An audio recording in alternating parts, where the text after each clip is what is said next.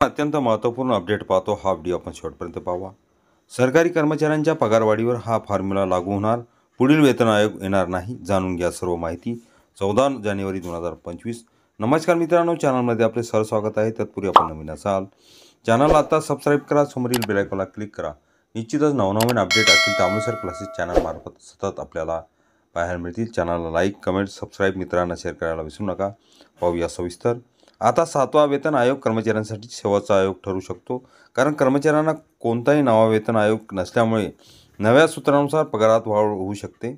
तथापि नवीन वर्ष 2025च्या सुरुवातीसह केंद्रीय कर्मचारी महागाई भत्त्यात वाढीसह 8व्या वेतन आयोगाची आतुरतेने मिळालेल्या माहितीनुसार आता कर्मचाऱ्यांच्या पगारात वाढ करण्यासाठी नवा फॉर्म्युला आणला जाणार आहे, ज्या अंतर्गत केंद्रीय कर्मचाऱ्यांच्या पगारात दरवर्षी सुधारणा केली जाईल।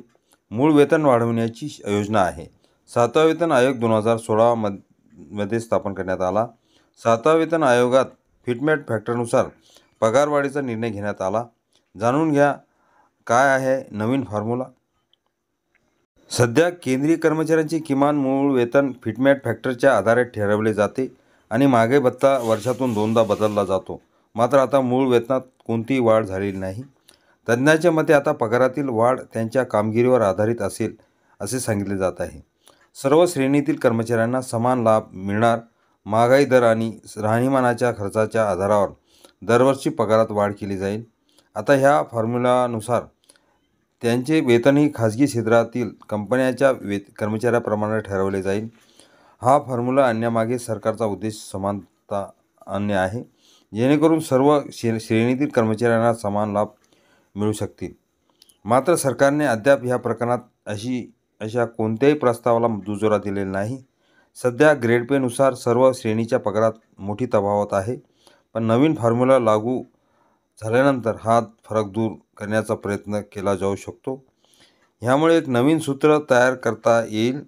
सध्या सरकार वेतन आयोगापासून वेगळे पगार वाढवण्याच्या सूत्रावर विचार करत आहे। प्रत्येक वेतन श्रेणीमध्ये कर्मचारी ते अधिकारी यांचा समावेश होतो, पण त्यांच्या पगारात मोठी तफावत आहे। केंद्रीय कर्मचाऱ्यांची आर्थिक स्थिती सुधारणे हा यामागील सरकारचा उद्देश असल्याने अर्थ मंत्रालयाच्या एका अधिकाऱ्यांचे म्हणणे आहे।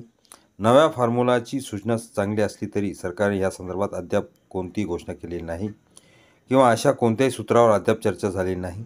मिळालेल्या माहितीनुसार 8व्या वेतन आयोगाबाबत अंतिम निर्णय काय असेल याबाबत काही सांगणे घ्यायचे आहे। महागाई लक्षात घेऊन पगार दिला जाईल।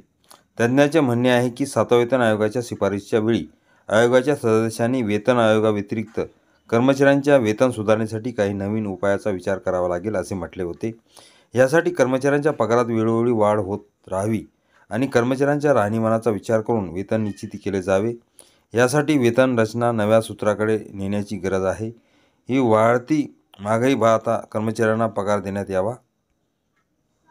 ज्या व्यक्तीने एक रॉयड फॉर्म्युला दिला त्या व्यक्तीचे म्हणणे आहे की सामान्य माणसाच्या गरजा आणि महागाई लक्षात घेऊन कर्मचाऱ्यांचे पगार वाढले पाहिजेत। सध्या सरकार ह्या सूत्रावर विचार करत असून त्यावर निर्णय होणे बाकी असल्याचे सांगण्यात येत आहे।